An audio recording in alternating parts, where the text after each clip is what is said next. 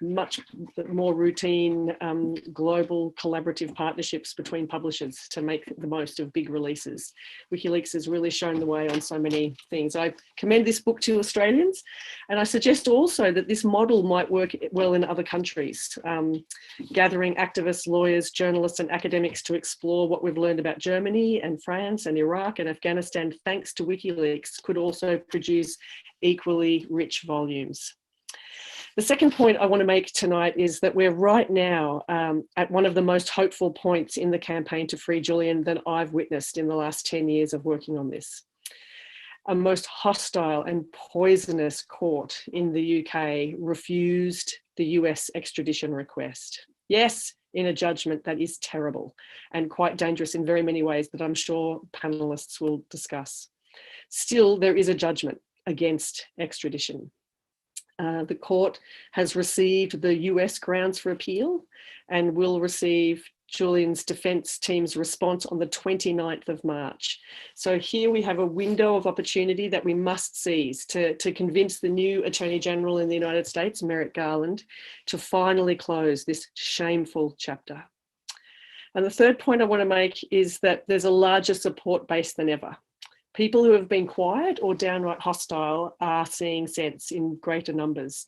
Political leaders are saying enough is enough.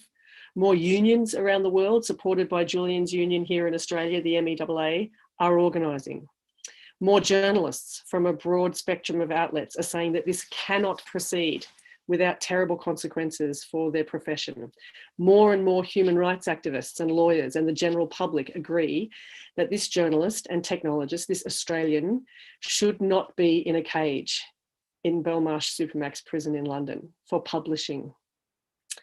And if you consider the concerted waves of disinformation and psyops from very large, well-resourced intelligence agencies and their contractors and collaborators, their mischief makers and provocateurs, this is more of an achievement than we might give ourselves credit for. Also because people are very tired after 10 years of campaigning. And the final point I want to make is about this fatigue. Besides Julian, the people who are the most tired are Julian's family, who have demonstrated such strength and resolve and who have been tireless in their campaigning. We've all been informed and guided these last 10 years by the enduring courage of Christine Assange, Julian's mother, and the clarity of her distilled facts and reminders to please be factual, polite, and encouraging in your advocacy for her son. Right now, John Shipton, Julian's father, is doing a tour of towns from Melbourne to Sydney and then to Canberra. Julian's brother, Gabriel, is spending a lot more time on the campaign, and Stella Morris, Julian's partner, is ceaselessly working to bring him home to their children. We would be well served to be supporting them as much as we can, and also to be inspired by them to act now and to seize this moment with both hands, to have ideas and to implement them, however small and however ambitious. So they are the end of my closing remark, my opening remarks. I'm now very pleased to introduce members of the panel. Our first speaker tonight will be Scott Ludlum. He's a former Australian senator for the Australian Greens, and he served in the Senate from 2008 to 2017, and he was deputy leader of the Australian Greens from 2015 to 2017. He campaigned ceaselessly throughout his time in the Parliament to support WikiLeaks. And he's also coming out with a very wonderful book quite soon. Look out for it, because it also includes discussion of the power and of WikiLeaks.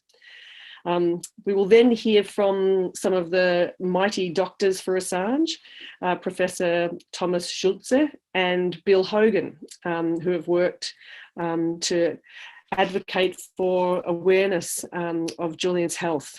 And they will discuss why the judgment that found against extradition on health grounds was right. The next speaker will be Joe Laria, who's with Consortium News, and he'll give an eyewitness account of the case. Consortium News monitored like a very difficult case given COVID restrictions and terrible technology. Consortium News was among a handful of outlets that covered the case very, very well. And he has quite a lot of insight into the Espionage Act and will be a very interesting speaker tonight. We'll also hear from Nigel Parry, who will provide an insider story of the unredacted cables by the first journalist to decrypt them. Parry's investigation with media partners is fascinating. He co-founded the Electronic Intifada and has been working in other areas, and he will speak on the impact of Julian's work. And then we'll have some free discussion among the panelists, and after that some Q&A from our YouTube audience, but also from the In Real Life Politics in the Pub in Sydney. So I'd now like to hand it over to Scott Ludlum, our first speaker for tonight.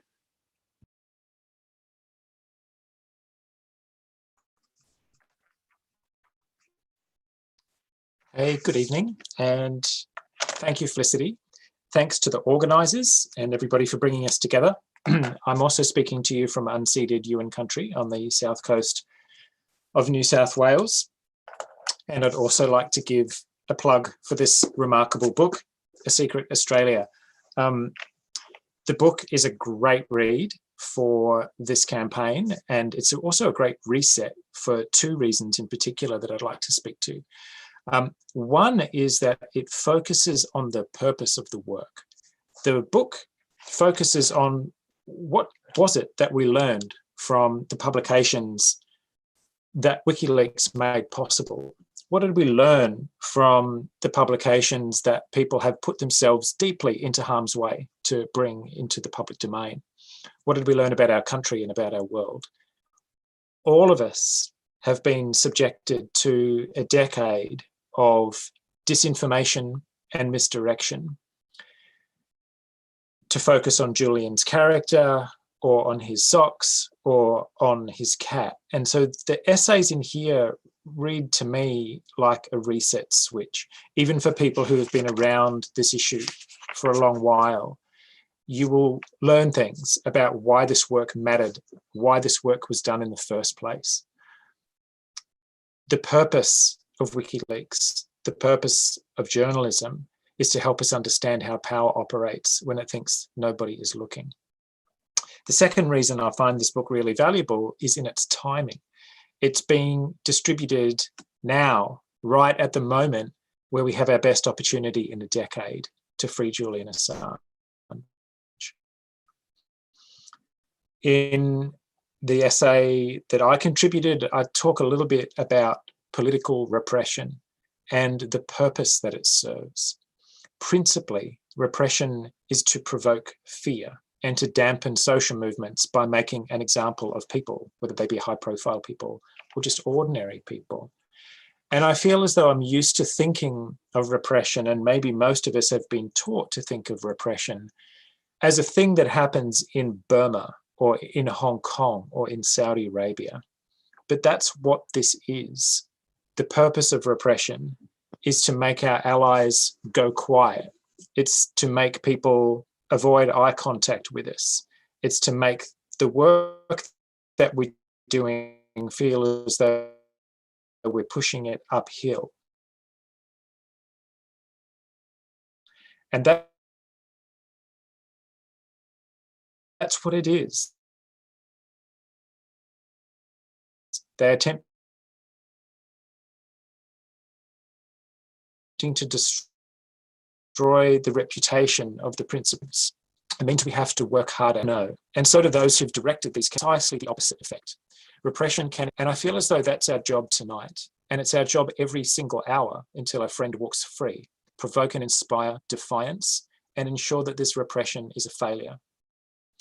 When Joe Biden was last in the White House, the administration had made a judgment, quite a carefully reasoned one, that it couldn't prosecute Julian and the rest of the WikiLeaks team without running headfirst into the First Amendment and every single media partner that WikiLeaks had worked with during the course of its publications. Trump and Pompeo reversed that decision. Trump and Pompeo are gone. A new Attorney General, a different political culture, different senior officials, different relationships with the liberal establishment in DC and across the United States. It is time for us to reach out now as Australians, as people with the unique ability to say that Julian is from here, is that he's one of us. It's time for us to reach out, so that the first item on the incoming Attorney General's desk, and the easiest for him to resolve, is to free Julian Assange and end this assault on journalism once and for all. So if you're here on this call, or if you're at the pub, or if you're coming across this live stream sometime later, it likely means that you're already part of the solution, that you've already refused to submit to fear, that you're already feeling defiance, and that's how you've come across this thing. And so if you have a good idea, now is the time to put it into effect. The Labor Party is shifting, the trade union movement is shifting. Felicity gave us a range of factors that show that the ground is moving behind this campaign. That is the most important time for us to push as hard as we can. If you're here, reach out to somebody and let's get moving. Let's sprint for a month and get our friend free so that he can return to his family. Thank you so much for being here, and I look forward to participating as we go.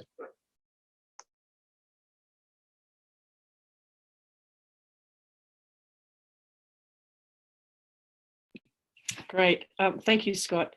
I was reminded that in between hearing from Scott and our Doctors for Assange, we're going to be hearing a clip from John Kiriakou, who is a former CIA employee who went to jail for revealing torture, not for undertaking it. So please, let's switch to the video now. Thanks, Kathy.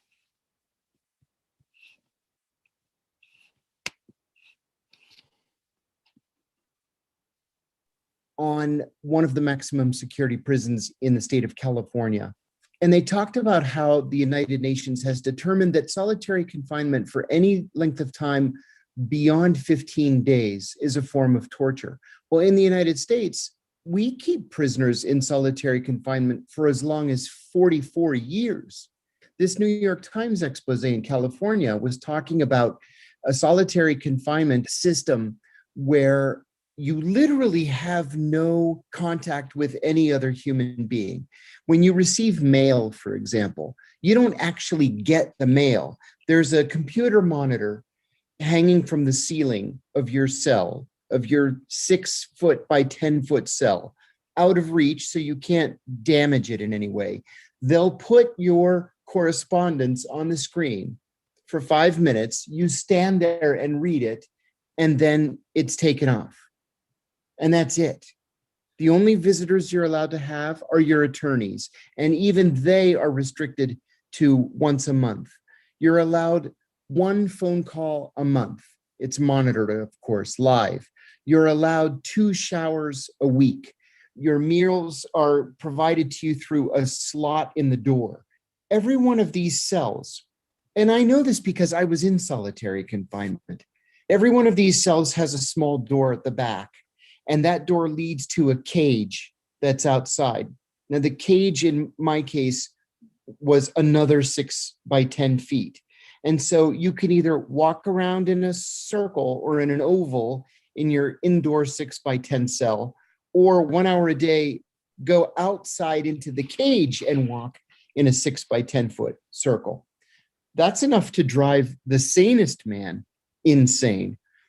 At this California prison, things got so desperate that prisoners were smashing windows and eating the broken glass just so they could go outside for medical care and speak to another human being.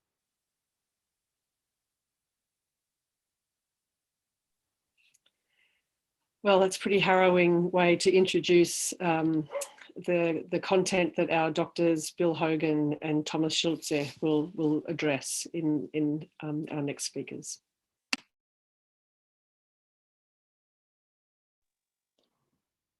Well, thanks a lot. How do you want us to do this? Can Bill and I just go back and forth and discuss this?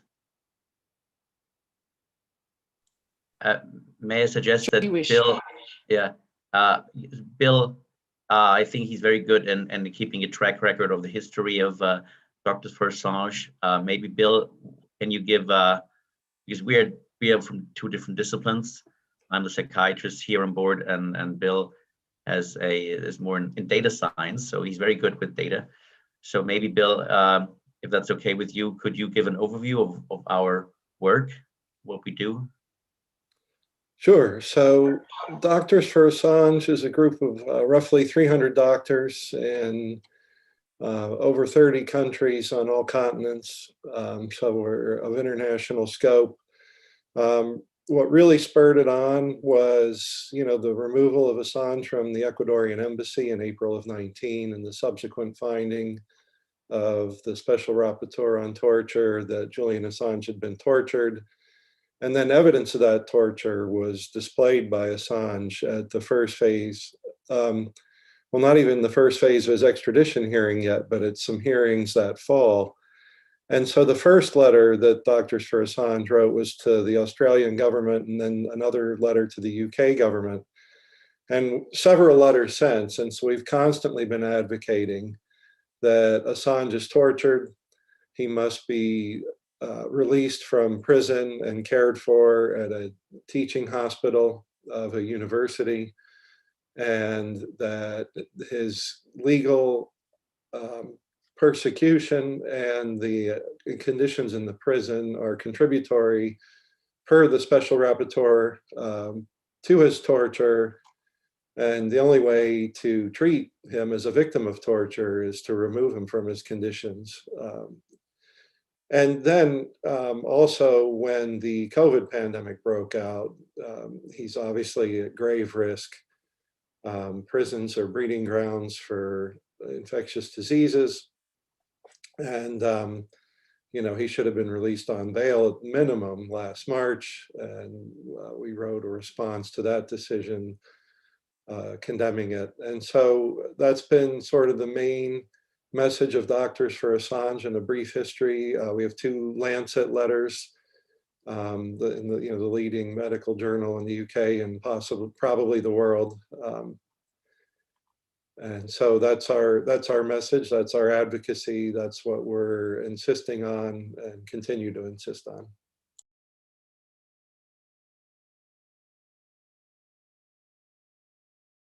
Thanks. May I continue a bit? So my name is Thomas Schultz. I'm a professor of psychiatry at the University of Munich in Germany and upstate in Syracuse, upstate New York. And I came on board last year, middle of last year. I had been following the case more as a private citizen, I think, as many of us.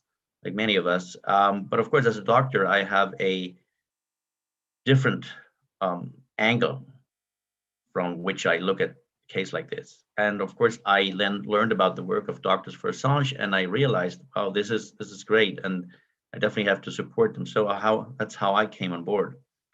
And through the work, I learned more about this case. I learned about everything that had been going on in these 10 years. And what was really an amazing or an eye-opener was the report by Niels Meltzer, the UN Special Rapporteur on Torture. And he's a well-respected figure in this field. And he himself said, look, I didn't want to go into that. I thought Assange was a kind of a strange and weirdo, and maybe it was right that he was in prison or so. But then when he went through all these documents, he realized something is wrong here. And I'm not talking about any legal aspects. I'm not a legal scholar. I'm a doctor like Bill, and we look at that from we never really take an oath, but people think of that we take an oath. But there is an internal oath that, of course, we have that is helping people and decrying things, horrible things when they are happening all over the world. And in this case, we clearly see that there is torture, and the torture was reported. People say, well, how do you know? Well, we have the evidence from a respected person in this field, Niels Meltzer, and he examined Julian with 2 experts who I personally know.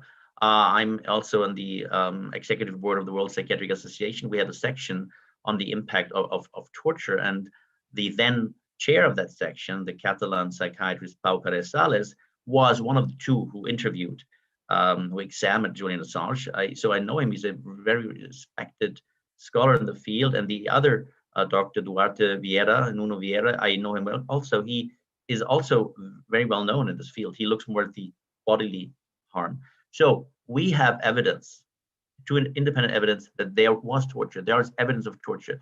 There's psychological damage visible. And as doctors, we have to decry this. And this is going on. And what we are saying is, get him out. He needs to be treated. And it has been going on. I mean, 10 years of confinement within the embassy, which was not voluntary because he had to. You know, it's like an asylum seeker. He had to flee from prosecution. So, and the way he was treated there, there's sort of a medical neglect and surveillance and so forth that contributed to torture. And now the issue is, will he, in case he's extradited to these prison conditions that he might likely be under, is there a high risk of committing suicide? And sure there is. I mean, I went through the court document, and I think, you know, all these psychiatrists from both from the prosecution side and the defense, I think they agree there is a mental health issue. The question is how you interpret that. But I think there's more overwhelming evidence that these conditions that he would expect there would definitely cause, would pose a great risk of suicide. Yeah, and certainly Assange is no stranger to special administrative measures and how torture detainees, or how terror detainees in Guantanamo are treated in the history of the United States. And given his publications, he's fully aware of the wretched conditions.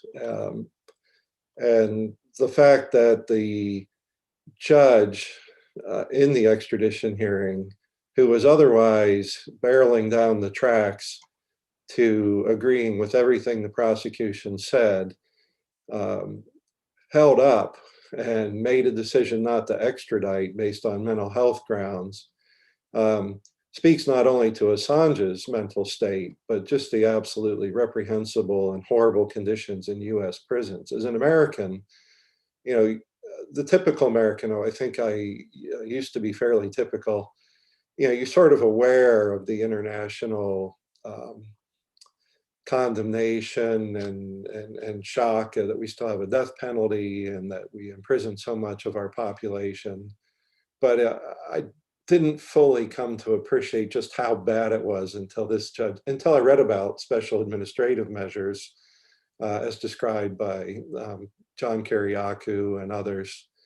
And so the one thing that the judge couldn't fathom was sending him to the United States because of its horrible, horrible prison regime. So that was an eye-opener, but also his mental state really is that bad. He's, you know, as Thomas so eloquently pointed out, this torture is a fact. It's a fact established by medical and legal experts. The two medical experts that accompanied Niels Meltzer examined Assange independently and then talked about their conclusions. So they both independently arrived at the same conclusion that day.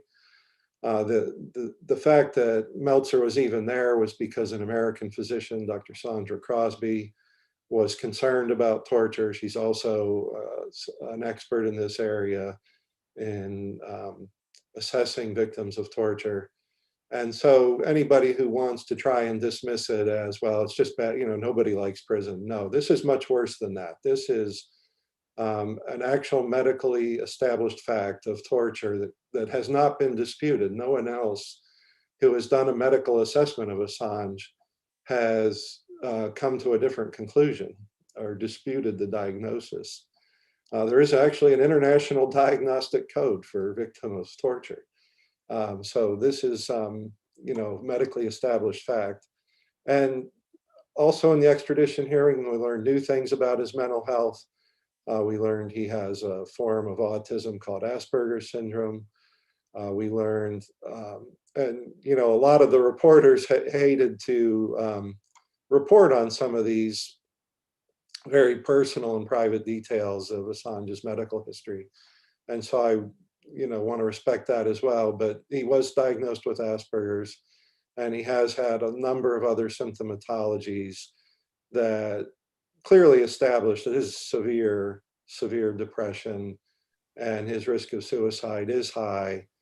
And given his high level of intelligence and creativity and ingenuity, the judge was convinced he could indeed, and probably and almost certainly would, find a way to kill himself. Yeah, I would just like to add, well, thanks, Bill. One important fact, I think in the non-psychiatric experts or the legal experts, they think, well, you treat it, right? I mean, if you have a high blood pressure, you take pills and that lowers the blood pressure, or you have diabetes, you take insulin, or, you know, keep diet, and that's it.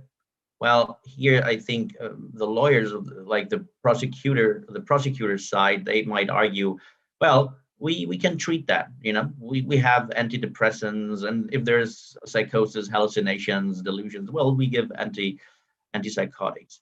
Well, first of all, if it were that easy, no psychiatric patient would commit suicide under appropriate medication. Unfortunately, that's awful for psychiatrists to admit, but that's a reality. Patients with psychiatric disorders do commit suicide, even under treatment, because there is no magic, there's no silver bullet here to cure this. There's no cure. You can only control symptoms, but you cannot predict what will happen in one's mind.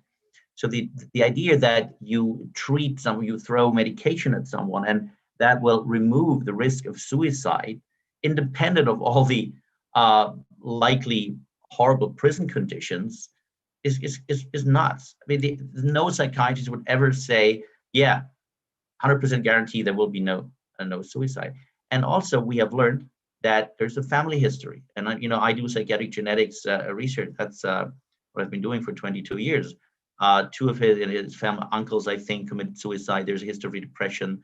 He was treated for psychiatric disorders before. So you already have a strong genetic background. You cannot remove that. Then you have the environmental, external factors, and they would be aggravated. That is the prison conditions that he would likely face.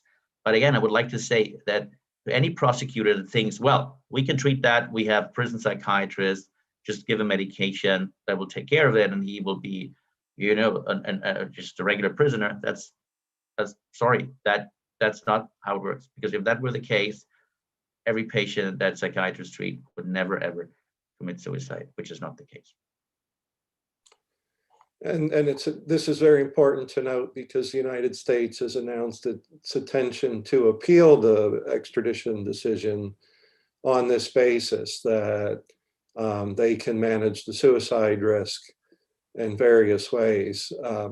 So, they're almost certainly, I think they've already filed their appeal. I don't think the documents are public yet, but they're almost certain to argue that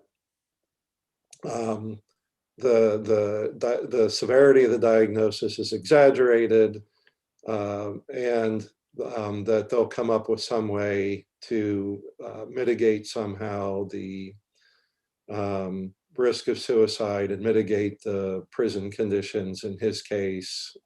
Maybe they'll relax a little bit, but I got the impression they were going to double down on special administrative measures, which is shocking and horrifying.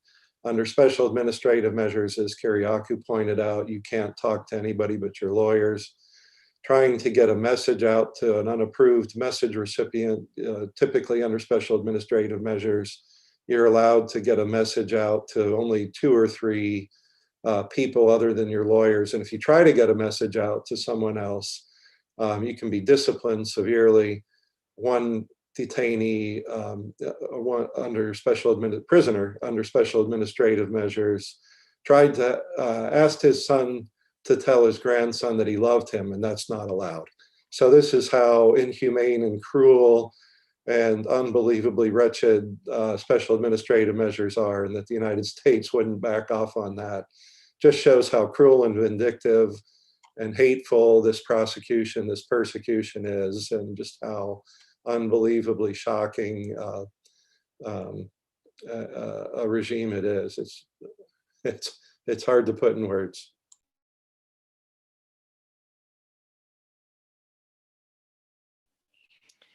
Thank you so much for those interventions and for the advocacy by doctors for Assange. Your, the work that you do and the expert opinions that you've been giving with your white coats on just has a disproportionate impact, given the respect held for the medical profession, but also the standards of evidence that you are echoing. I have to agree with you, as someone monitoring the court case for a month, it was like really deeply shocking. I thought I couldn't be shocked anymore when it came to this case, but the descriptions of SAMS and of the facilities in the US, particularly the one called Florence, the inhuman and inhumane conditions were deeply shocking. And as someone who knows Julian well and who's visited him in Belmarsh, of course, it's upsetting to hear about his deterioration and his suffering. He is a strong person, but only the very strongest kind of people can withstand such a long suffering that he's endured. Okay, so now we'll turn to Joe Larrier from Consortium News, who similarly experienced that court case and has been a strong supporter of Julian for a long time. Thanks, Joe, for telling us what it was like to cover this case, and also some of your insights into the official secrets and espionage acts. Well, thank you, Flick, very much for that. Thank you to Politics in the Pub for organizing this. And also to the doctors. Their input now is more important than ever since the appeal hinges on the medical issue. So we're really grateful for the work that they do. We at Consortium News support the facts in the case rather than support Julian Assange, and the facts happen to support Julian Assange. So and that's unfortunately not been the case for the mainstream media, which did not cover the case very much at all. We did every day enter the courtroom. Rather than go through all of that, I want to bring us back to the theme introduced by Scott about political repression. I've got a bit to say about that and put Assange's case in some very vast historical context.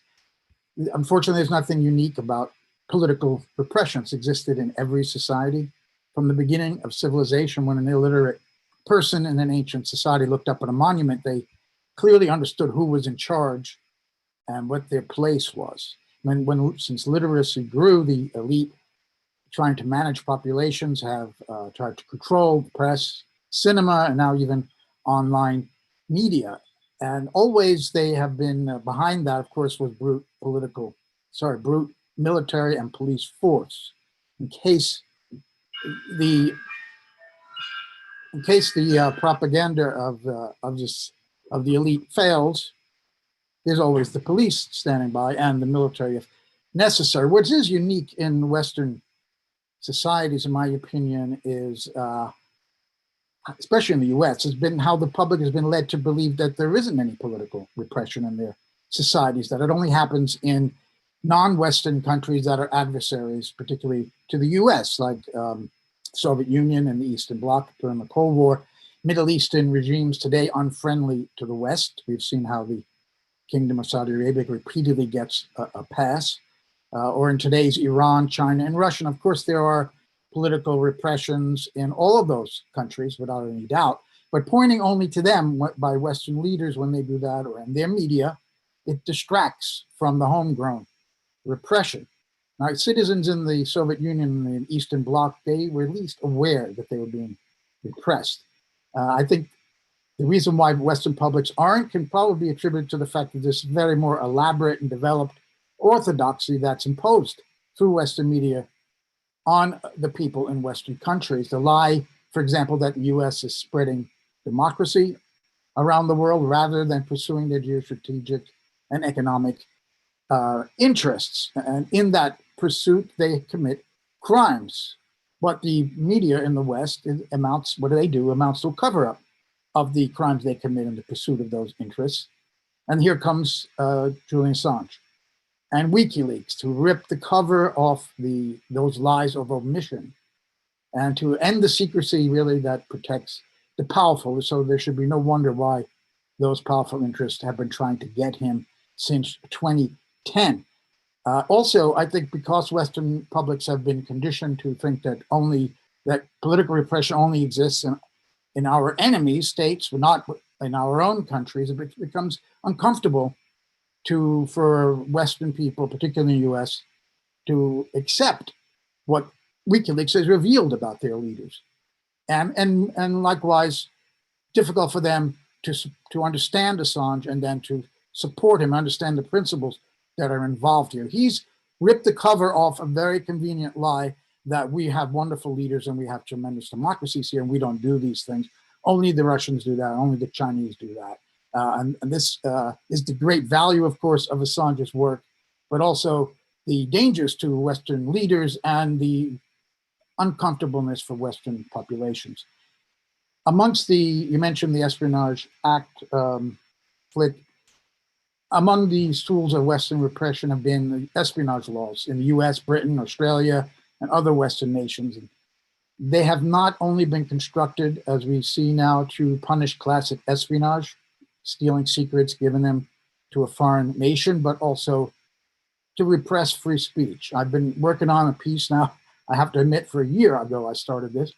I've not been worked every day on it, but it's coming close to ending. It is a story that I'm writing about how Assange became ensnared by the Espionage Act, looking at the changes in both the Espionage Act and the various versions of the Official Secrets Act starting in 1889 up until 1989, how changes in the law, both those laws, have set the stage to get Assange. This is 100 years of changes. It's a comparative history in many ways of these two acts, and it's quite hard going because of the legal language, the purposely obscure and vague nature of these laws. But it's important because obviously in an extradition case, there needs to be dual criminality so that what Assange is being accused of doing in the US has to also be illegal in the UK. And the fact that the Espionage Act and the Official Secrets Act over time it became more and more similar has made that possible to extradite Assange. Now, yes, Vanessa Baraitser denied the extradition on medical grounds, which, as Flick correctly said at the beginning, is something to celebrate. Of course, her support for everything else in the indictment, including the Espionage Act indictments especially, is very, very troubling, without doubt. I just want to just mention two changes to the laws over the years. In 1950,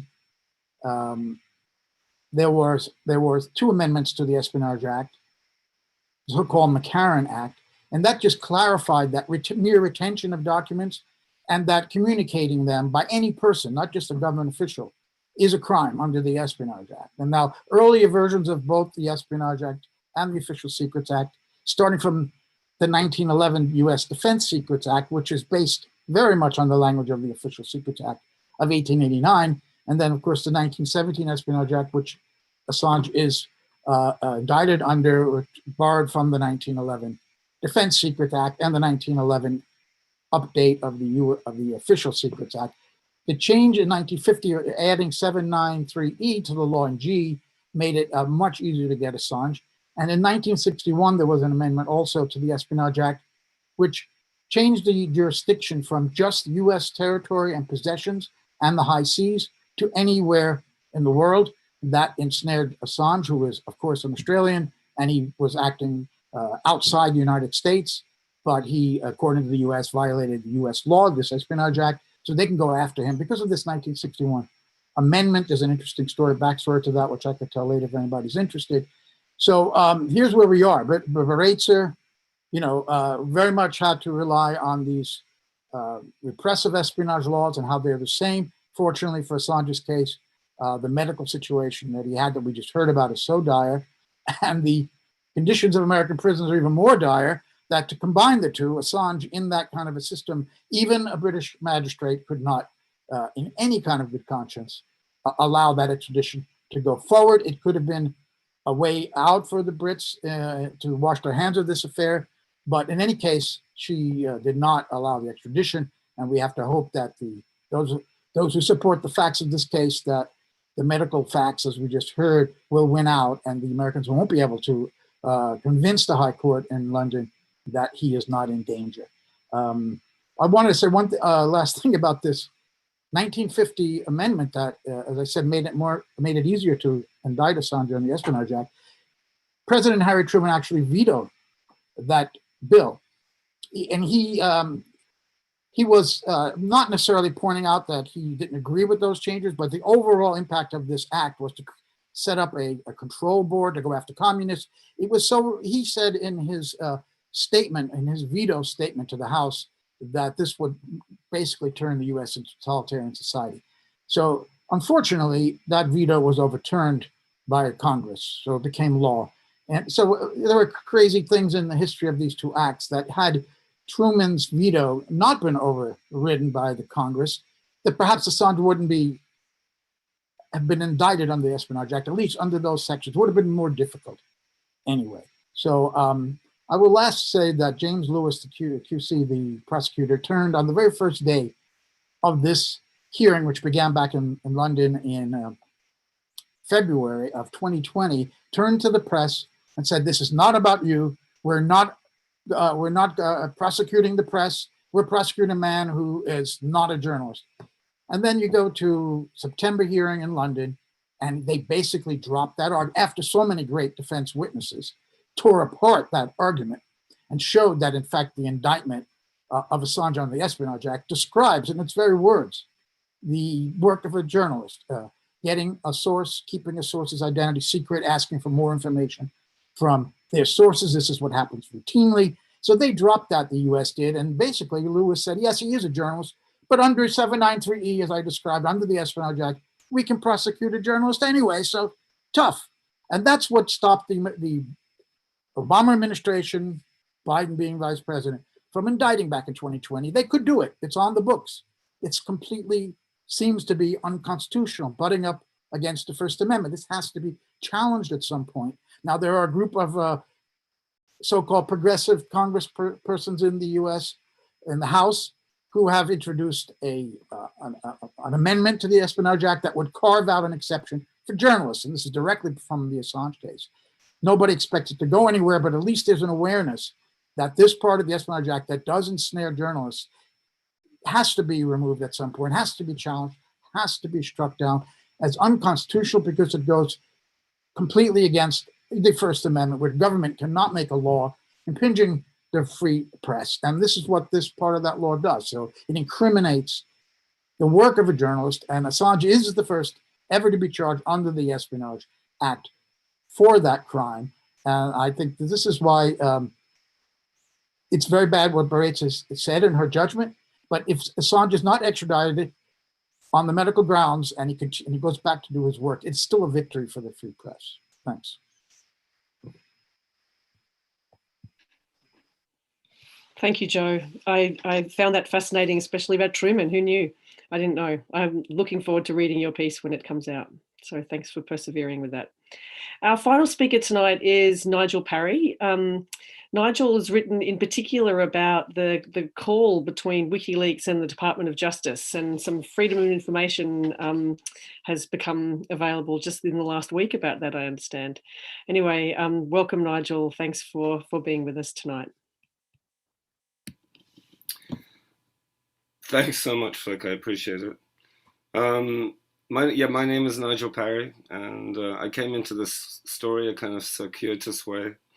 I was working in the Palestinian West Bank at Birzeit University during the second half of the 90s. And it was very frustrating to live there and read the international media coverage, because what was reduced from AP would do 200 words that would say something like, Palestinians and Israelis clashed on the outskirts of Ramallah. and 2 Palestinians were injured and 1 died. And you'd spent 4 hours out there watching something unfold in front of you that was, you know, the reality of it was the kids who were throwing stones at the soldiers were way too far away to actually hit anyone. And the soldiers would, you know, use live ammunition and shoot people and then give each other a high five. I mean, it was that brutal. And it was mostly not covered because international journalists lived in the Israeli-controlled areas, West Jerusalem, Tel Aviv. Of the 700 journalists that were registered at the time with the Israeli government, I think I was the only one living in the Palestinian West Bank. You know, so that gives you an idea of what, you know, how just basic perception happens. And in September 1996, the clashes broke out between Israel and Palestine. For the first time, an armed Palestinian sort of force was there, the Palestinian Authority. And Netanyahu, who was also prime minister then, had opened a tunnel under the Al-Aqsa Mosque, kind of alongside and underneath it, and the clashes broke out. And on the first day, 263 Palestinians were injured in Ramallah and 5 killed. And I think 13 Israelis were injured that day too, and maybe some were killed.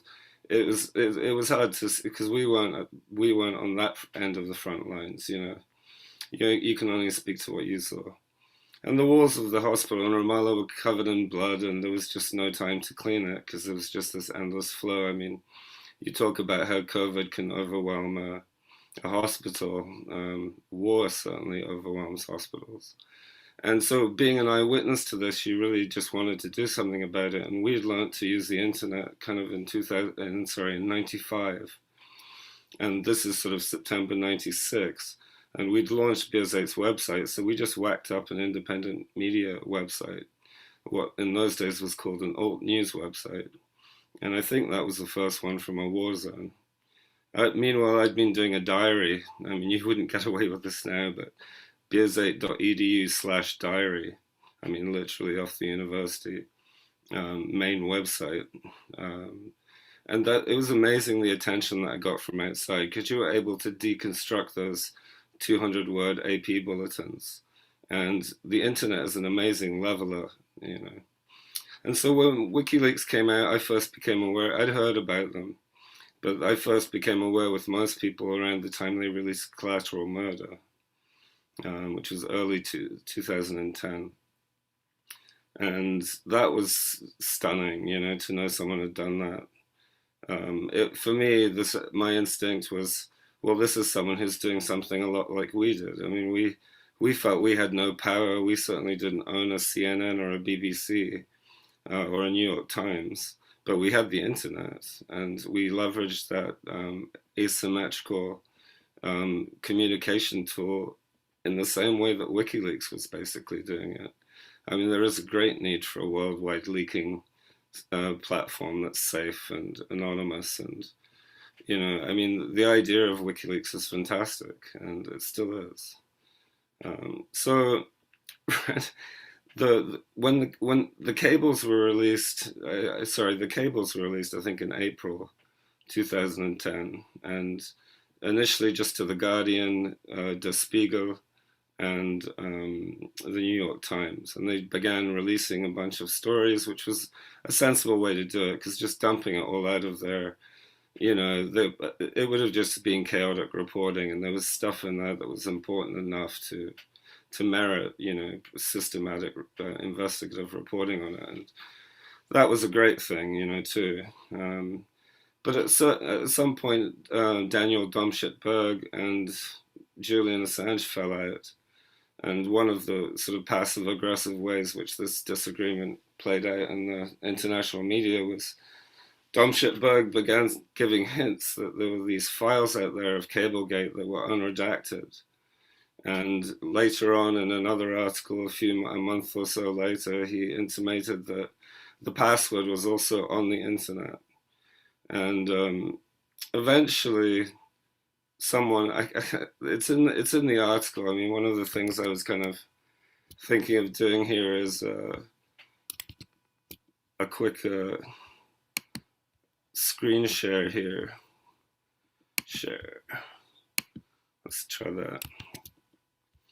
So this is the original article that was published on August 31st. And what had happened is 1 week before that, Freitag, the German paper, had said they had a decrypted an archive of WikiLeaks, but it wasn't helpful because everyone knew it was already out there and they offered no proof.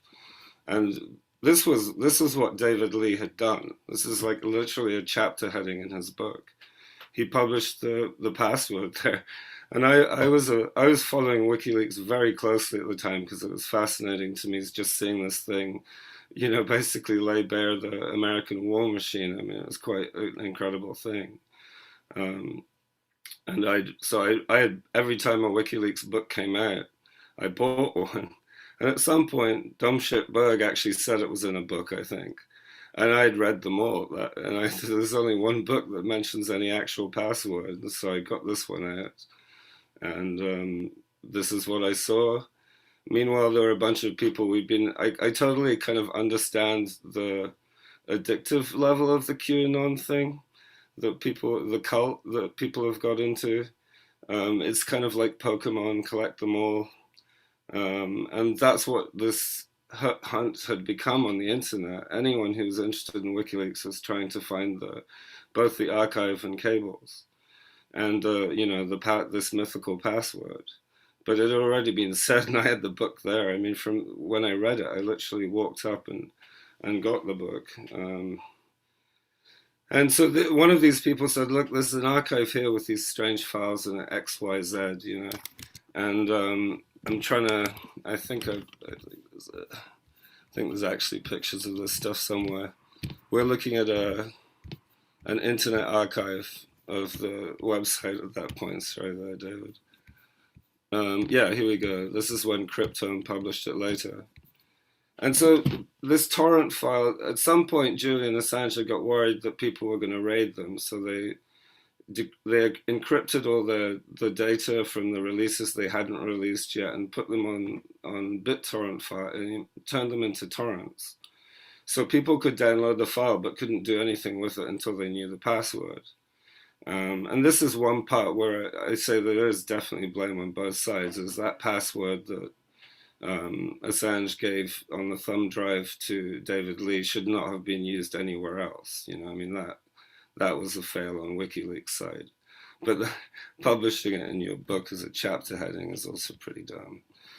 And so I tried that password on the last file there, GPG, and sure enough, it opened. And at that, I write about this in the article. If you go into the Internet Archive, nigelparry.com, you'll find this stuff. I'll put it on my Twitter at Flying Monkey Air. The link to this article as well. But the second it decrypted and I opened it in a text editor and started looking at the thing, I realized why. Sorry about that. I realized that everyone had.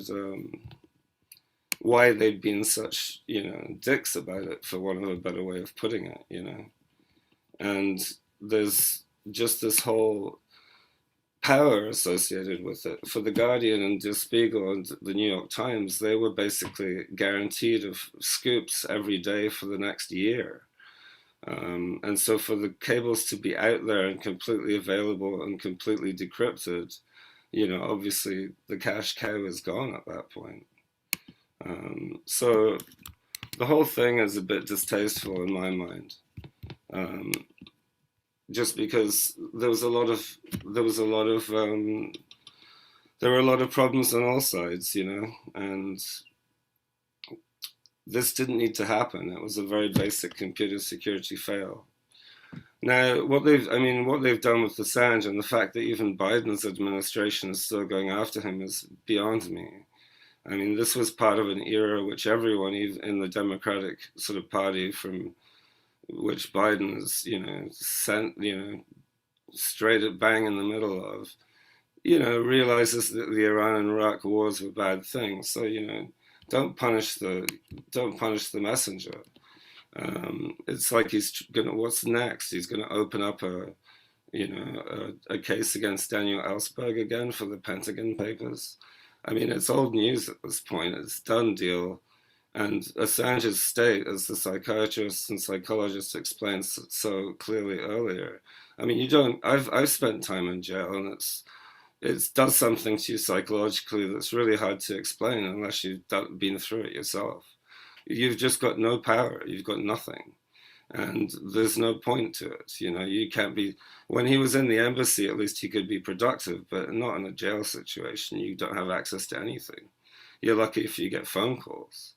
And for something like, which is your rights, you know, as a legal visit, I mean, that's going to be a 4-hour, 5-hour round trip for you, or you get strip searched first and after. I mean, those kind of, you know, that just does your head in, for want of a better way to put it. So I'm very concerned for Julian, and if they're going to go after him, I mean, are the New York Times, Der Spiegel, and the Guardian going to be added to the sort of the defendants list? Because there's levels where they would definitely, where they're trying to get Julian on is whether he solicited the leaks, and it's like, well, he put up a website called WikiLeaks and invited people to send him them. You know, anything he said to any individual after is merely an extension, and that's no different from what journalists have been doing for years. So there's really no case there. And Biden really needs to take advantage of being able to dump one more thing, you know, that just shouldn't have lasted as long as it has. And I think the real key for activists in the US would just be to make that point to Biden that it's enough's enough. It's gone on too long, and the you know, the, what was it Trump said, the cure is worse than the completely wrong metaphor, you know. Well, in this case, the cure is definitely worse than whatever disease Biden thought. And if he's going to call Julian Assange a high-tech terrorist, then he needs to look at the editors of The Guardian and the New York Times and Der Spiegel, because they publish the same information. And, you know, it's like Bradley Manning has paid a hard price for it at the time, and now Chelsea. And she's like, she paid the price for this. You know, it was Julian Assange didn't sign any contracts with the US Army. And, you know, Chelsea paid a hard price and continues to. So enough's enough. We just need to press the wrap up button on this, because if it goes through to the final conclusion and there is actually some extradition and there is some court case against Assange, the legal implications in America are awful. And if you've been living in America in the last few years, I know it must look strange from outside, but living in it is awful. I mean, even before the plague, halfway through Trump, I'm looking around at the people in the streets around me going, after this long, you guys, half of you still think he's doing a good job? I mean, there's some really strange social, psychological things going on in America that don't just end at the strange border of the QAnon cult. I mean, there's a lot of, you know, there's many people, you know, who studied this way longer than I, but there's some basic American, I think, ideals and beliefs that are just kind of don't match up to reality. I mean, it's nice to strive for things, but reality is, you know, never gonna, you can argue with it all day, you know, gravity is gravity. And you can see that in the anti-maskers. I mean, did they argue with their mom about whether they needed to wash their hands after they went to the toilet? I mean, this is basic public health stuff. You know, and for it to have been politicized, it was horrifying. I mean, I grew up in Southeast Asia, and those cats had it down once they knew what was going on. I think it's gone up now, but for the longest time, Hong Kong only had 4 deaths. And if you compare the population of Hong Kong to New York City, it's similar. It's like 7.5 to 9.5. And basically everyone had already gone through it with SARS in 2003 and learned to mask up, social distance. And man, China, I lived in Hong Kong for 9 months, and Chinese people live like 8 to 10 to an apartment, but you know, an apartment and an apartment building that's 50 stories. I mean, they are not socially distanced in living at all.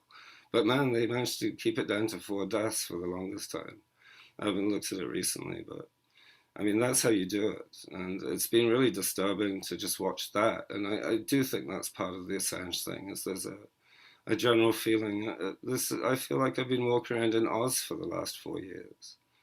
And that's part of this too. So I just encourage everyone to really push Biden's administration to just drop this. I mean, it's just not worth anyone's trouble at this point. And if Assange dies in prison or commits suicide or something horrible happens to him, he's not going to win any friends from his party. I mean, there's no benefit to this whatsoever.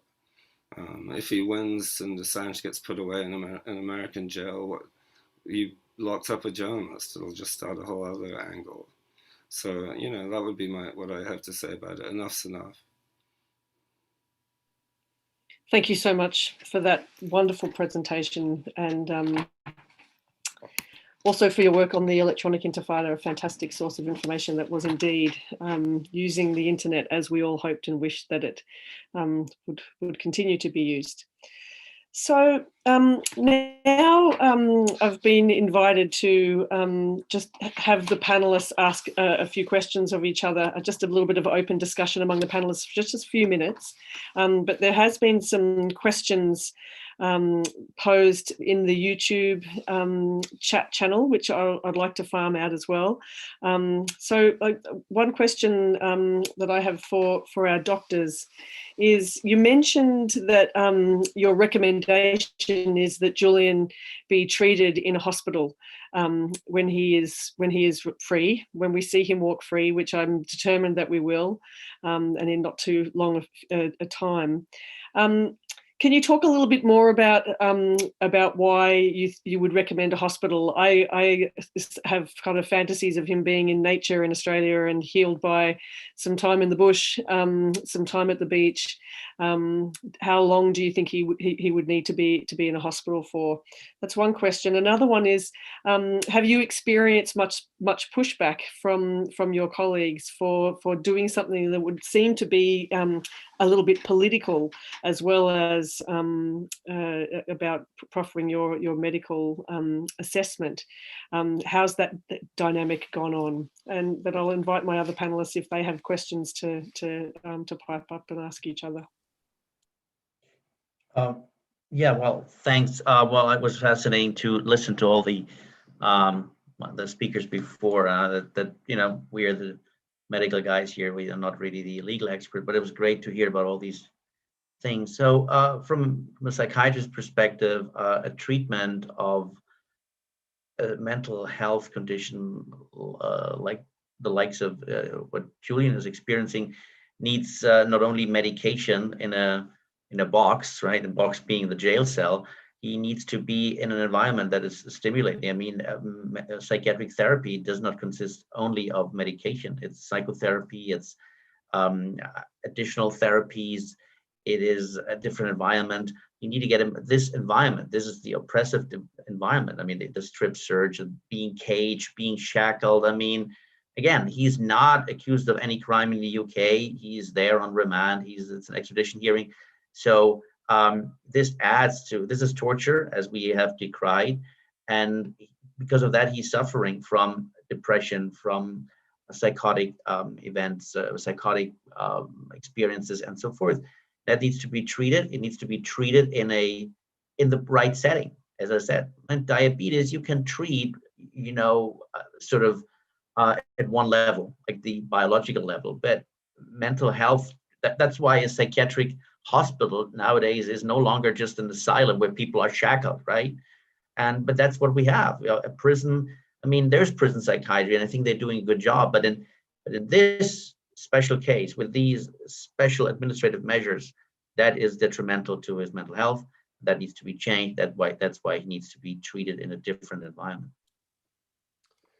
Yeah, I would say, you know, we're not saying he needs to be institutionalized.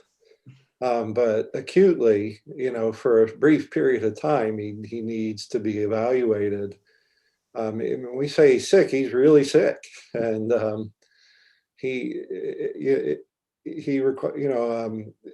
obviously we would defer to experts on the ground actually evaluating him, but You know, psychological torture is not something that you can see your therapist once a month and take Prozac and that's it, and that's fine. It's serious.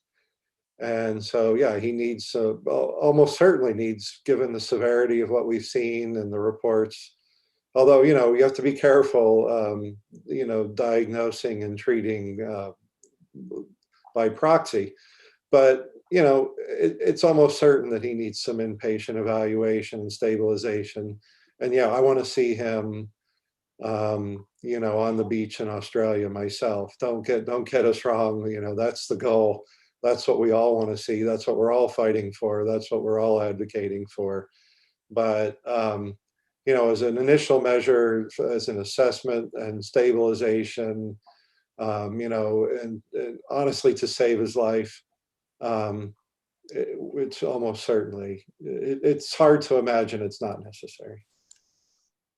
I just would like to add to your, you asked us also about how our field considers our work, or, you know, I think, you know, very often doctors are try to be very non-political, but again, we are actually not saying this is political. This is a medical issue here. But of course, there's a political dimension to it. It's about human rights. And I think you have many doctors who are active in human rights issues. More people are joining us. But I think there could be a little more, because this is also, and this is now not the medical doctor speaking, this is the citizen of Germany, but also the permanent resident of the United States. I love these.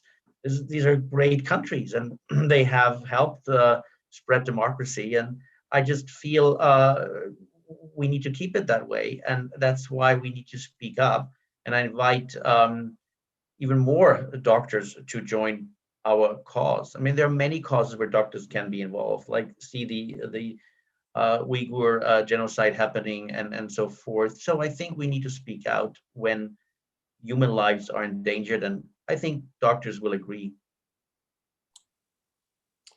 And if I could add my perspective on it too, this wasn't easy. This is the most politically active I've been in my life. This is, you know, 50 plus years old, the first time I'm stepping out like this, seeing the absolute persecution and abusive process and dispensation with, you know, due process and rights, and just how aggressive and just the white hot hatred that the intelligence community has for Assange. Yeah, it's scary, and but it has to be done. This is not right. This is an outrage. They're wrong. And you know, the Convention Against Torture, under which, you know, the Special Rapporteur has his mandate, it has its roots in the atrocities and horrors of World War II, and we can't allow ourselves to become what we fought in World War II. And I fear the more I look into it, the more I worry about that. So my colleagues almost don't notice, sadly. I do try to talk to them about it, but they're either disinterested or they're similarly afraid to step out. Mm-hmm. Okay, thank you. I've got a couple of questions that have come in here actually from the YouTube channel. I might just plant a few of them. One question is for you, Nigel. What do you think the US is so afraid of if Julian is released? There's also a question here for Scott.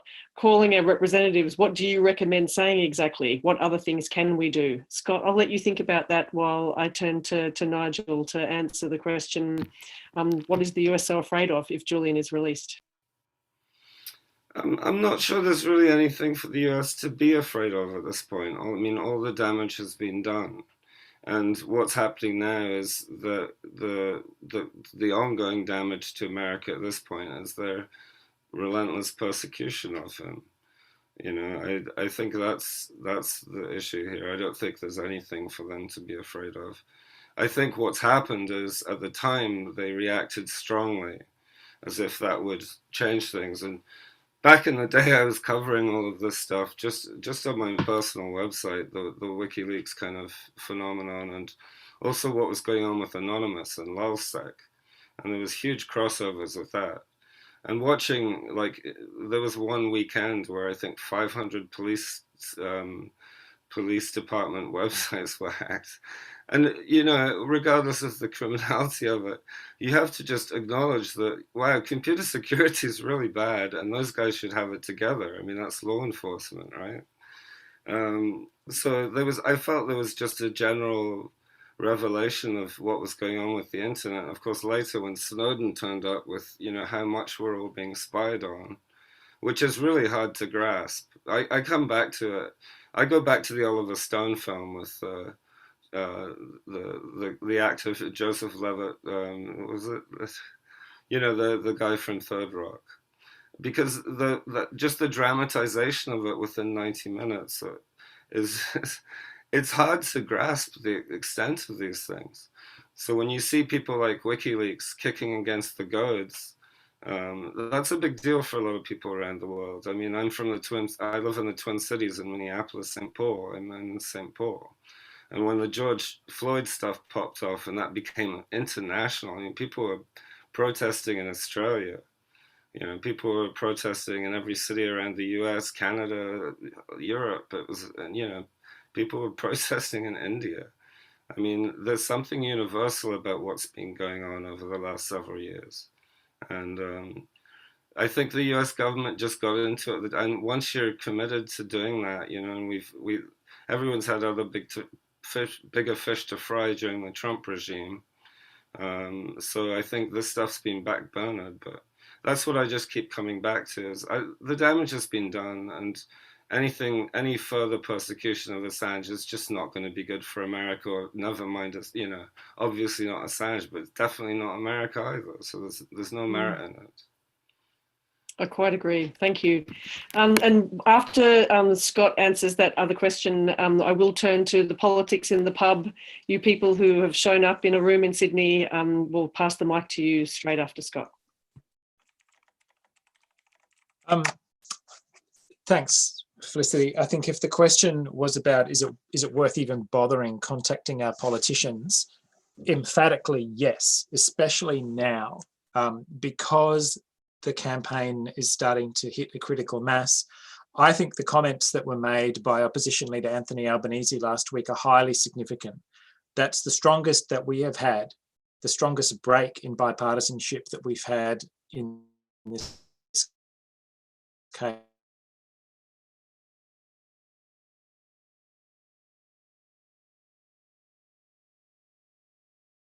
in a decade. That makes it safer for other Labor members to speak out that haven't had before. Parliament doesn't matter whether they are government, opposition, or crossbencher.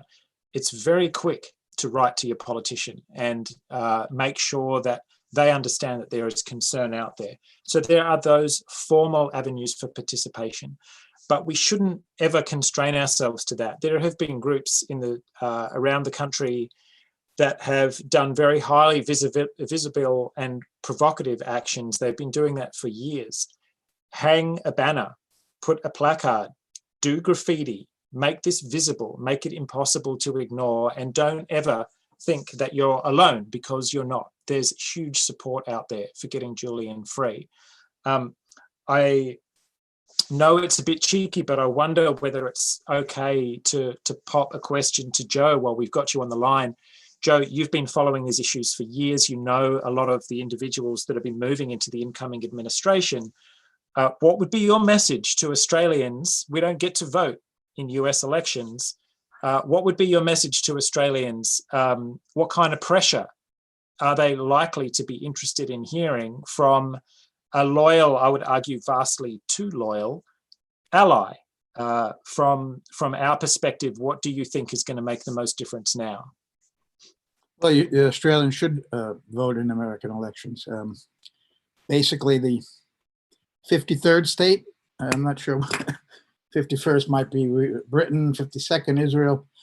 The fact is, Australia needs to have an independent foreign policy and something in between, having good relations with China and the US, for example. They don't need to jump whenever the US says they need to. And this is the heart of the issue for me about the Australian political class, that they don't have the guts to defend the country's interests. And they, particularly in relations with China, we've seen the economic interests of Australia being hurt because the United States put pressure on them. Now, the Americans play a very dirty game, and they have enormous leverage.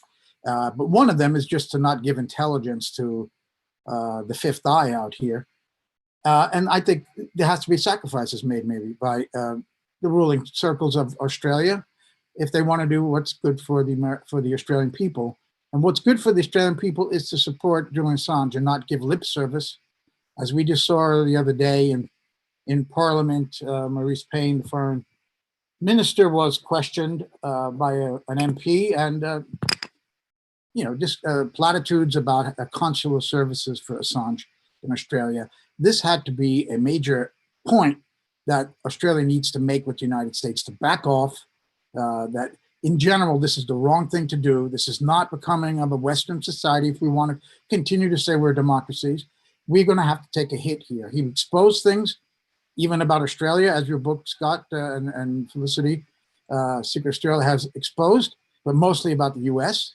And as Nigel just said, the damage was done, although I disagreed, because if Assange goes back to work, I think he very well could expose more things. That would be the idea. So they want to stop him and make an example of him for others who might have similar ideas, like doing real journalism. So Australians, I don't have any hope that this party in particular that's in power, the Liberal Party, would in any way step forward and support Assange and stand up to the US. But if there ever were an issue that Australia needs to stand up to the US about, it is the Assange case, because it's a universal principle. It goes beyond economic short-term interests. And but I don't have much hope for that. I don't see Americans tuned into what Australia thinks of Assange. They are not very much tuned to what Assange case is all about, partly because the media has ignored the story for the most part, and they were drenched with disinformation, misinformation about Assange's role in the 2016 election, of course, about the whole Swedish episode. So there's been a lot of, and this was a purposely, as we know from that leaked document that WikiLeaks itself published back, I guess, in 2008, about the Pentagon having a program to destroy WikiLeaks and Assange's reputation and all the people around him. So they've actually followed through in that endeavor to destroy Assange's reputation. And that's unfortunately one of the things people who are trying to defend Assange are up against. And I know that there have been public opinion polls in Australia of upwards of 80 to even 90% support. I think it was 60 Minutes that did a poll here in Australia that said that many Australians support Assange. That message has to get down to Canberra so that they understand that this is an important issue and that they have the backing of the Australian people to stand up to the US, at least on this critical issue that goes way beyond the life of one man, Julian Assange. I hope that answers. Thank you. Yes, very well. I quite agree with you on polls. So now we're going to turn to the folks in Sydney at attending Politics in the Pub. Have you got a question for one of our panelists? Please direct your question. And then I'm going to turn to Thomas. Thank you very much. I think Scott Ludlum and Dr. Luria have sort of stolen my fire a little bit. I remember back to 1999 where the Australian people stood up and supported the East Timorese. And that, as Clinton said, that was a big road bump. That road bump was Australia. And they had to change policy because actually Australian people stood up and forced the government to change its policy. I'd like to know, there are a wonderful group at the back here who demonstrate every week at the Sydney Town Hall steps, and they've reclaimed the steps for all of us. And they do wonderful creative stuff. I just wonder if and they mentioned banners and banner drops and so on. Just wonder what other, I'm sorry, but the people from the MEAA don't seem to be here. But the question is, what other forms of effective pressure can we put on the government to stick up for an Australian citizen who has done a completely laudable and heroic thing, actually. and who suffer, like Greta Thunberg, suffers from a condition that actually makes someone very much focus on something that needs to be focused on. Thank you. Just like Greta Thunberg. Thank you. Great. Thanks for that. I think Scott did answer like some of that question earlier. The kinds of things that people can be doing are directly contacting their representative, asking if they are a member of the Parliamentary Friends Group to bring Assange home. There's every reason to ask why you aren't a member of that group right now. It's a growing group. There's now 24 members. So there's the ability to communicate directly with your member and indicate that you vote and that you care. There's also opportunities to use social media to share content, to correct misinformation on social media. It's a pretty hard task, that, but if you can chip in and cheerfully and politely engage with people, that makes a big difference. All kinds of organizations exist that you can plug into, doing public work. Wearing a t-shirt, I find, and walking around an airport defiantly is, something that everyone can do. Support and be curious and use WikiLeaks and share information that you find on there. There's a variety of public, private, social media and in the streets ways to support. You can also give money to the various support groups that are around, and directly to the legal team via Stella Morris's GoFundMes. Scott, would you like to add to that before I turn to Thomas? Yeah, just one thing that's occurred, that if you find yourself with the enormous good fortune of being in a pub, surrounded by allies, surrounded by like-minded people, make sure you don't leave without introducing yourself to somebody that you don't know, and sharing ideas. Share your ideas, listen to others' ideas. You're surrounded by the people that we're going to need this next little while. It's just, we need to build a greater social movement, starting with what we have, which is a lot. So some of us are stuck on Zoom calls. You're all out there drinking beer, surrounded by allies. So please don't waste the moment.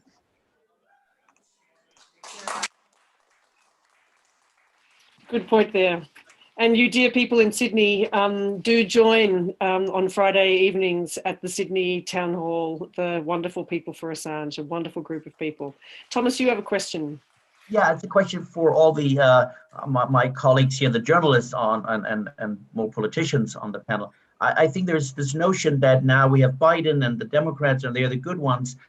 Well, obviously they continue, but I would like to point out that there are many Republicans, also very diehard ones, like Trump supporters. I would think of more the libertarian ones, Ron Paul, then Thomas Massey, kind of a nerd, if you will, but they are the ones that staunchly, based on the principles of free speech, actually advocate for that. And on the other hand, like the Andrew Young, who was a presidential candidate from the Democrat side, he's now running for mayor of New York, I think.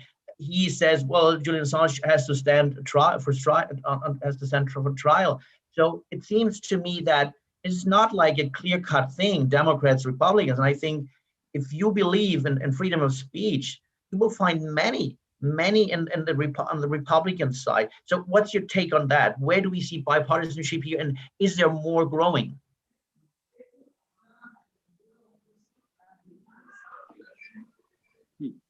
Who would like to take that? I'll take that. I think you're right when you talk about libertarians, that they, while they, in my view, have some horrific ideas about domestic policy, they're pretty good on foreign policy and on civil rights issues, such as freedom of speech. So I think they're speaking from the point of view of principle. There are other Republicans who mistakenly, like Democrats, and that's why many Democrats oppose Assange, believe that Assange stole the 2016 election and gave it to Hillary Clinton, which is absolute, of course, nonsense, because the emails that were released by WikiLeaks that came from the Democratic National Committee, we know now that Sean Henry, the head of CrowdStrike, has testified behind closed doors that they had no evidence it was even a hack, and there was no collusion or conspiracy, according to a 2-year, $32 million investigation by Robert Mueller. All the way debunked that. Also, the night before the US election, November 2nd, the Mueller released a redacted document, but it showed that they could not go after Julian Assange. They never interviewed him in that investigation, but they had no evidence to go after Assange, that he was aware that, in their opinion, he was talking to Russian agents. But the fact is, those emails are true, and that's all that matters. It doesn't even matter who the source was. WikiLeaks set up a Dropbox, an anonymous Dropbox. That's now been copied by major media around the world: The Guardian, The Wall Street Journal, CNN, The New York Times. Therefore, theoretically, the Russians could put something in CNN's box, and it could be turned out to be accurate and newsworthy, and CNN would publish a story and not know that it was the Russians who gave it to them. So it doesn't matter if the story is true. It doesn't matter who the source is.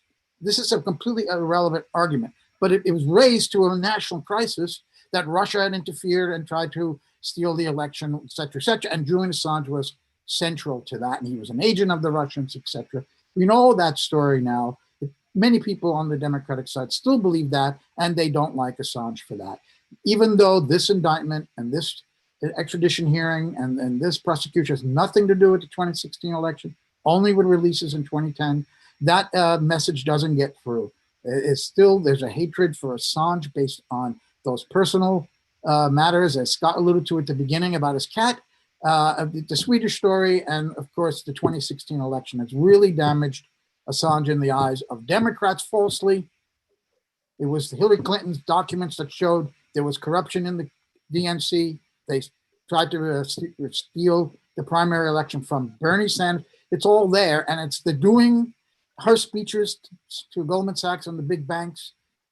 That's their doing. That the journalist reveals that they're not the criminal here. They're not the ones who did anything wrong. They've done their job.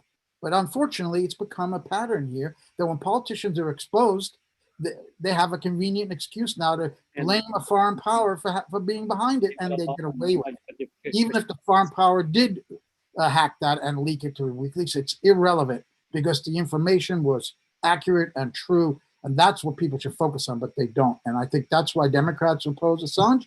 And a lot of Republicans also believe that nonsense story may support Assange too, thinking that he did help Trump win. Why did Trump say, "I love WikiLeaks"? Because he thought it helped him win. Because they revealed what Hillary Clinton and her team had written in their emails, all the various things we know. Okay. Is there a question there from the pub?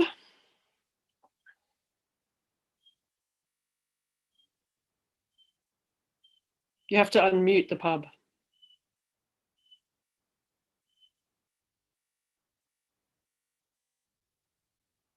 Okay. So the pub, okay. Mm-hmm. So I'm going to ask a few questions and I'll let you guys think about them before you respond. Firstly, if Assange won, what is there to stop more trumped up charges to be raised to carry on more court cases against Assange? Secondly, what is the final court that ceases to draw out this joke? So, for example, if the magistrate said Assange cannot go to the US, would that be the end of the case? Or is there always going to be the chance where some new court will be raised and say, no, but we've got oversight and it's going to be drawn out forever? Next thing is, what flashback or ramifications are there, negative ramifications are there for the legal system for allowing this to become a bit of a debacle rather than sort of letting it go and saying this is enough and move on? And lastly, from the talk tonight, from all the speakers, I have a query in terms of when is it that the law seems to be enforced or is valid, and when does politics and playing games with issues seems to sort of override reality? When are we dealing with things that are purely political and, if you like, social issues?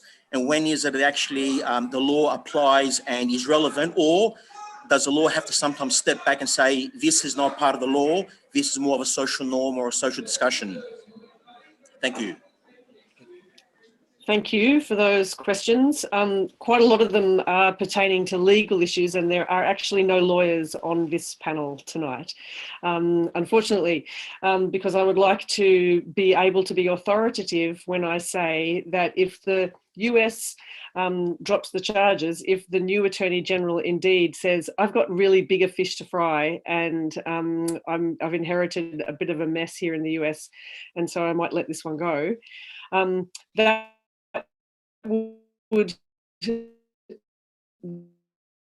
would stop the charges free to both leave the UK and maybe even return home. It's impossible. It's a Nostradamus question as to whether there'll be other charges from another government or indeed other charges from the US. It's impossible to say for sure what the future holds, but those charges being dropped would allow Julian to be free. Right now, he is safe in the United Kingdom because the United Kingdom has ruled that extradition should not happen. But if Julian, for example, came home, then Australia might say extradition can happen. That's why it's important that those charges are dropped by the US, in the US, and then they cease to be active. As to your questions about when the law applies and when politics applies, well, there's principles and then there's reality, and I can't answer that question necessarily. Any other responses from panelists to any of those questions? If not, I'll turn to Nigel, who has a point to make about the UK. Does anyone else want to answer any of those questions?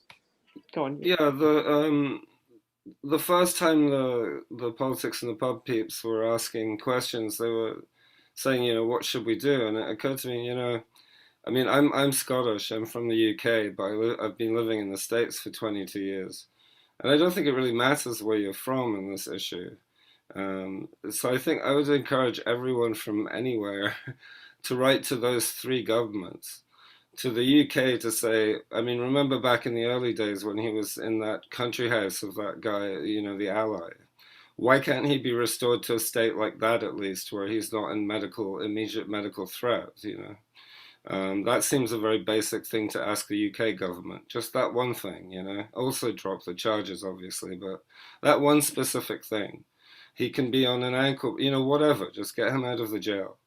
And to the US government, you know, it's just got on too long. Drop the charges. It's not going to get any better for you guys from here on in. You know, and to the Australian government, you know, I think I obviously should write to both the UK and the US ones, but why not write to the Australian one as a British citizen and say, you know, I'm not that happy with what my government's doing. You know, you guys should be defending your citizens. So I'm basically encouraging everyone from anywhere to write to all three of those actors in this case and put pressure on them, because it's at this kind of point where the thing is deeply embarrassing for America. I'm actually quite surprised they appealed that under the Biden thing, but there's also a level that are we absolutely sure that that was not already that kind of trajectory was already not in place from during the Trump era, you know, of choosing to appeal that. I'm not sure of the answer to that. Someone actually may know that, but yeah, I do actually have a sense. I have a sense that it would have been highly unusual for an acting Attorney General to halt a trial or a prosecution when it was so far advanced. Yeah. But in fact, that a new Attorney General is the juncture where those kinds of decisions, that kind of pivoting and change of policy can be enacted. And indeed, at any time, the new Attorney General can do so. But until March 29, when the defence arguments are being put in, we have this perfect timing to really build and mount the case. One of the emphases of this panel has been to take action. Doctors within their realm and with their expertise have been taking action and appealing to governments and providing information that we can all work on and appeal directly to the court. Consortium News and journalists have been, like Nigel, have been investigating and explaining and decoding and analysing the material that WikiLeaks has made available to us, but also the implications for a free press. And activists and advocates such as Scott and myself have been organising and communicating and writing and coming up with terrible memes is one of my favourite things to do. So within your realm, with the resources that you have and the ideas and the networks that you have, please have ideas and do them now. Reach out to others, meet, communicate, write, think, and keep on pushing until Julian Assange is free. He's free to come home if he wishes, and he's free to continue his work. He's free to heal. And we are assured that our democratic ideals might one day be realised of a free press and of an independent judiciary and of governments that seek to be and want to be accountable and transparent in their actions on our behalves. So I want to wrap up with those words and warmly thank my fellow panelists who've come in and beamed in from all over the world, including here in Australia, to be with us. Thank you to Politics in the Pub for the work that you do to make these kinds of discussions possible. Thank you so much to the magnificent work of Consortium News. May you keep publishing and keep printing and keep broadcasting the work that you do. Thank you so much, everybody. And thank you, Politics in the Pub goers. Nice to see you there. Thank you. Thank you for this, Felicity. Thank you. Yes, also, yes, read this book. Okay. Good night, everybody.